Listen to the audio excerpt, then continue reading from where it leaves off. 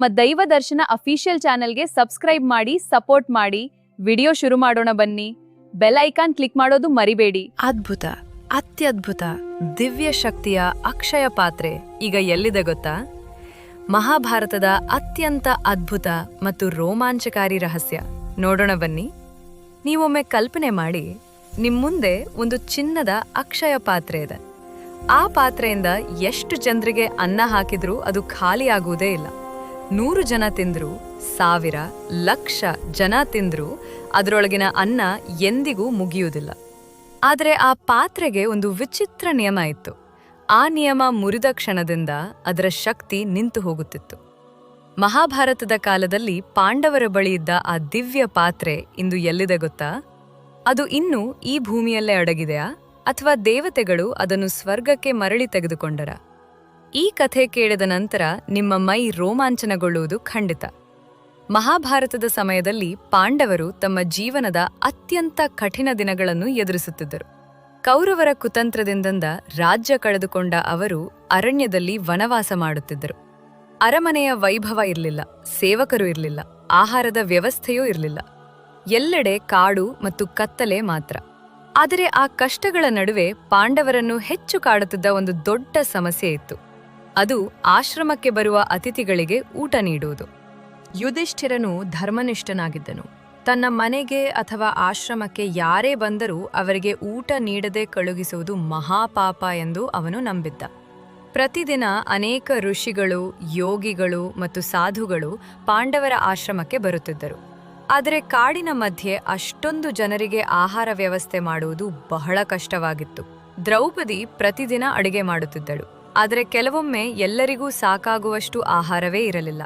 ಒಂದು ರಾತ್ರಿ ಅವಳು ತುಂಬಾ ದುಃಖದಿಂದ ಯುಧಿಷ್ಠಿರನ ಬಳಿ ಬಂದು ಹೇಳಿದಳು, ಸ್ವಾಮಿ, ನಮಗೇ ಊಟ ಸಾಲುತ್ತಿಲ್ಲ. ಪ್ರತಿದಿನ ಇಷ್ಟೊಂದು ಜನರಿಗೆ ಅನ್ನವನ್ನು ಹೇಗೆ ನೀಡುವುದು? ದ್ರೌಪದಿಯ ಮಾತು ಕೇಳಿದ ಯುಧಿಷ್ಠಿರನು ಕೆಲವು ಕ್ಷಣ ಮೌನವಾಗಿದ್ದನು.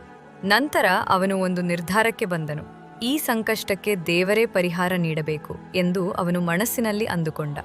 ಮರುದಿನ ಬೆಳಿಗ್ಗೆ ಯುಧಿಷ್ಠಿರನು ನದಿಯ ತೀರಕ್ಕೆ ತೆರಳಿ ಸೂರ್ಯದೇವನ ಧ್ಯಾನ ಆರಂಭಿಸಿದ. ಅವನು ಉಪವಾಸವಿದ್ದು ಕಠಿಣ ತಪಸ್ಸು ಮಾಡತೊಡಗಿದ. ದಿನಗಳು ಕಳೆದವು. ಆದರೆ ಯುಧಿಷ್ಠಿರನ ಧ್ಯಾನ ನಿಲ್ಲಲಿಲ್ಲ. ಅವನ ಮನಸ್ಸಿನಲ್ಲಿ ಒಂದೇ ಒಂದು ಪ್ರಾರ್ಥನೆ ಇತ್ತು.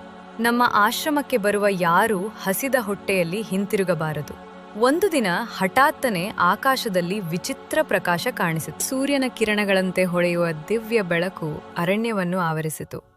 ಆ ಪ್ರಕಾಶದ ಮಧ್ಯೆ ನಿಧಾನವಾಗಿ ಒಂದು ದಿವ್ಯ ರೂಪ ಪ್ರತ್ಯಕ್ಷವಾಯಿತು. ಅವರು ಸೂರ್ಯದೇವರು.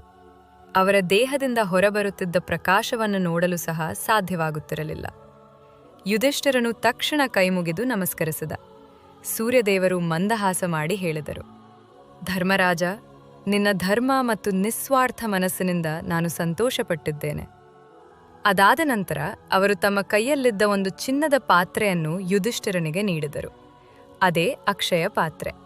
ಸೂರ್ಯದೇವರು ಹೇಳಿದರು, ಈ ಪಾತ್ರೆ ದ್ರೌಪದಿ ಊಟ ಮಾಡುವವರೆಗೆ ಎಂದಿಗೂ ಖಾಲಿಯಾಗುವುದಿಲ್ಲ. ಎಷ್ಟು ಜನರಿಗೆ ಬೇಕಾದರೂ ಇದರಿಂದ ಆಹಾರ ದೊರೆಯುತ್ತದೆ ಎಂದು ಹೇಳಿದರು.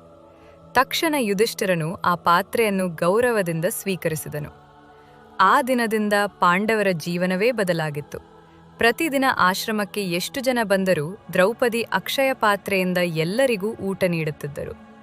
ಆಶ್ಚರ್ಯದ ವಿಷಯವೇನೆಂದರೆ, ಪಾತ್ರೆಯಿಂದ ಅನ್ನ ತೆಗೆದಷ್ಟು ಅದರೊಳಗೆ ಮತ್ತೆ ಆಹಾರ ತುಂಬುತ್ತಿತ್ತು.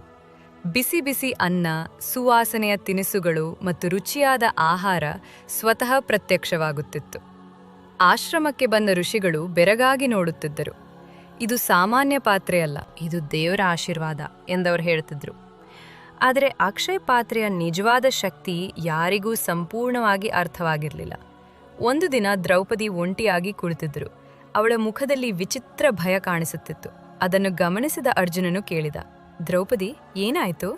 ಆಗ ಅವಳು ನಿಧಾನವಾಗಿ ಉತ್ತರಿಸಿದಳು, ಈ ಪಾತ್ರೆ ದೇವರ ವರ.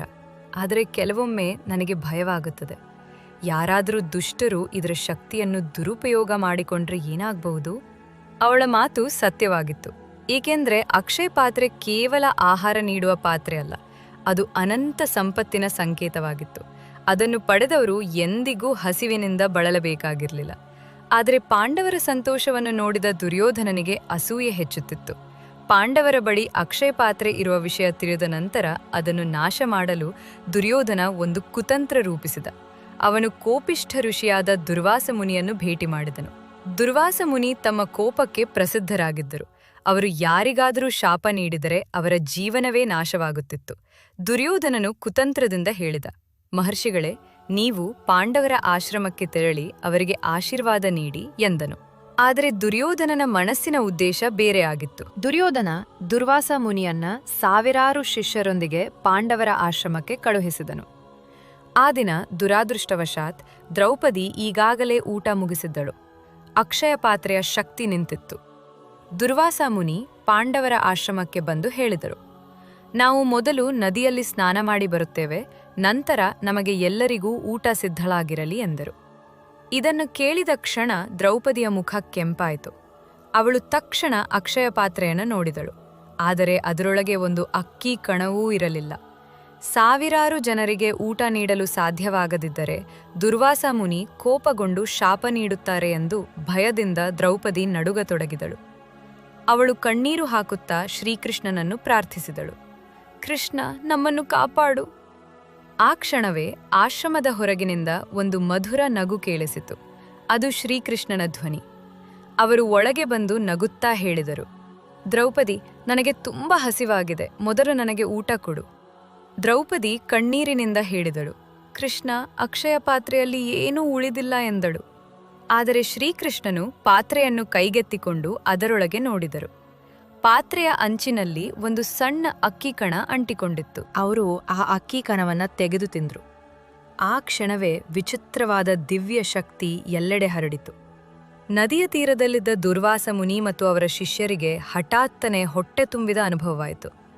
ಅವರು ಇನ್ನೂ ಒಂದು ತುತ್ತು ಆಹಾರವನ್ನು ತಿನ್ನಲು ಸಾಧ್ಯವಿಲ್ಲ ಅಂದುಕೊಂಡರು.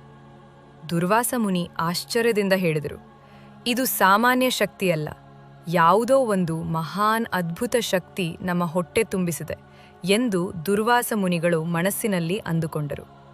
ಅವರು ಪಾಂಡವರ ಆಶ್ರಮಕ್ಕೆ ಬರದೆ ತಕ್ಷಣ ಅಲ್ಲಿಂದ ಅವರ ಜಾಗಕ್ಕೆ ತೆರಳಿದರು.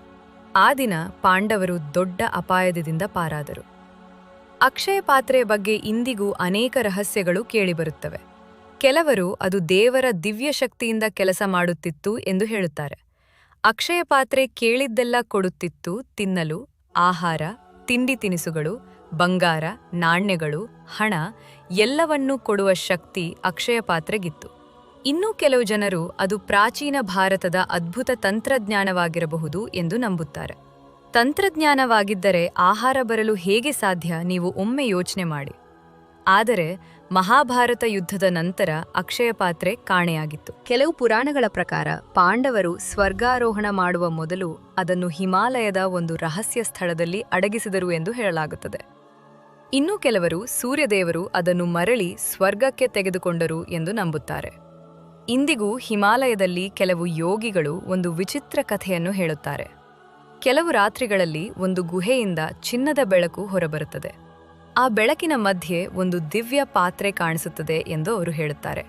ಆದರೆ ಅದರ ಹತ್ತಿರ ಹೋಗಲು ಯತ್ನಿಸಿದವರು ಭಯದಿಂದ ಹಿಂದಿರುಗಿದ್ದಾರೆ ಎಂಬ ಮಾತಿದೆ.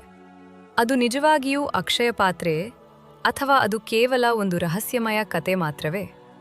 ನಿಜವಾಗಿಯೂ ಅಕ್ಷಯ ಪಾತ್ರೆ ಇದ್ದರೆ ಅದು ಮಾನವರ ದುಷ್ಟ ಕಣ್ಣುಗಳಿಗೆ ಕಾಣಿಸಲು ಸಾಧ್ಯವಿಲ್ಲ. ಈ ಪ್ರಶ್ನೆಗೆ ಇಂದಿಗೂ ಯಾರಿಗೂ ಉತ್ತರ ಸಿಕ್ಕಿಲ್ಲ. ಆದರೆ ಒಂದು ವಿಷಯ ಮಾತ್ರ ಸತ್ಯ, ಅಕ್ಷಯ ಪಾತ್ರೆಯ ನಿಜವಾದ ಶಕ್ತಿ ಅದರೊಳಗಿನ ಅನ್ನದಲ್ಲಿರಲಿಲ್ಲ, ಅದು ಹಂಚುವ ಮನಸ್ಸಿನಲ್ಲಿ ಇತ್ತು. ಪಾಂಡವರು ಆ ಪಾತ್ರೆಯನ್ನು ತಮ್ಮ ಸ್ವಾರ್ಥಕ್ಕಾಗಿ ಬಳಸಲಿಲ್ಲ, ಹಸಿದವರಿಗೆ ಅನ್ನ ನೀಡಲು ಬಳಸಿದರು. ಅದಕ್ಕಾಗಿಯೇ ದೇವರು ಅವರಿಗೆ ಆ ದಿವ್ಯ ವರವನ್ನು ನೀಡಿದರು. ಬಹುಶಃ ಅದಕ್ಕೆ ಇಂದಿಗೂ ಅನ್ನದಾನವನ್ನು ಅತ್ಯಂತ ಪುಣ್ಯದ ಕಾರ್ಯ ಎಂದು ಪರಿಗಣಿಸಲಾಗುತ್ತದೆ. ಆದರೆ ಒಂದು ಪ್ರಶ್ನೆ ಇನ್ನೂ ಉಳಿದಿದೆ, ಅಕ್ಷಯ ಪಾತ್ರೆ ನಿಜವಾಗಿಯೂ ಈ ಭೂಮಿಯಿಂದ ಅಡಗಿ ಹೋಗಿದೆಯಾ ಅಥವಾ ಇಂದಿಗೂ ಯಾವುದೋ ರಹಸ್ಯ ಸ್ಥಳದಲ್ಲಿ ತನ್ನ ಮುಂದಿನ ಯೋಗ್ಯ ವ್ಯಕ್ತಿಗಾಗಿ ಕಾಯ್ತಿದೆಯಾ? ಯಾರಿಗೂ ಈ ರಹಸ್ಯ ವಿಷಯ ಗೊತ್ತಿಲ್ಲ. ಮಾನವರಿಗೆ ತಿಳಿದುಕೊಳ್ಳಲು ಯಾವುದೇ ದಿವ್ಯ ಶಕ್ತಿ ಇಲ್ಲ. ನಮ್ಮ ಮಾನವರ ಬಳಿ ಏನೂ ಇಲ್ಲದಂತಾಗಿದೆ. ಅಂದ್ರೆ ನಮ್ಮ ಬಳಿ ಯಾವ ಶಕ್ತಿಯೂ ಇಲ್ಲ. ಆದರೆ ಒಂದು ಮಾತ್ರ ಸತ್ಯ, ನನ್ನ ಪ್ರಕಾರ ದೇವರು ಇದ್ದಾನೆ. ಅವನು ಇಡೀ ಬ್ರಹ್ಮಾಂಡವನ್ನೇ ಆವರಿಸಿದ್ದಾನೆ. ಆದರೆ ಅವನ ರೂಪ ಯಾರಿಗೂ ಗೊತ್ತಿಲ್ಲ. ಇದು ಒಂದು ಅತಿ ದೊಡ್ಡ ರಹಸ್ಯ. ಇದನ್ನು ತಿಳಿದುಕೊಳ್ಳಲು ನಮ್ಮಿಂದ ಸಾಧ್ಯವೇ ಇಲ್ಲ. ಅಕ್ಷಯ ಪಾತ್ರೆ ನಮ್ಮ ಭೂಮಿಯಲ್ಲೇ ಇರಬಹುದು, ಆದರೆ ಅದನ್ನು ನೋಡಲು ತಿಳಿದುಕೊಳ್ಳಲು ಎಂದೆಂದಿಗೂ ಸಾಧ್ಯವಿಲ್ಲ. ಈ ವಿಡಿಯೋದ ಮಾಹಿತಿ ನಿಮಗೆ ಇಷ್ಟ ಆದರೆ ದಯವಿಟ್ಟು ಸಬ್ಸ್ಕ್ರೈಬ್ ಮಾಡಿ, ಸಪೋರ್ಟ್ ಮಾಡಿ. ಎಲ್ಲರಿಗೂ ಧನ್ಯವಾದಗಳು.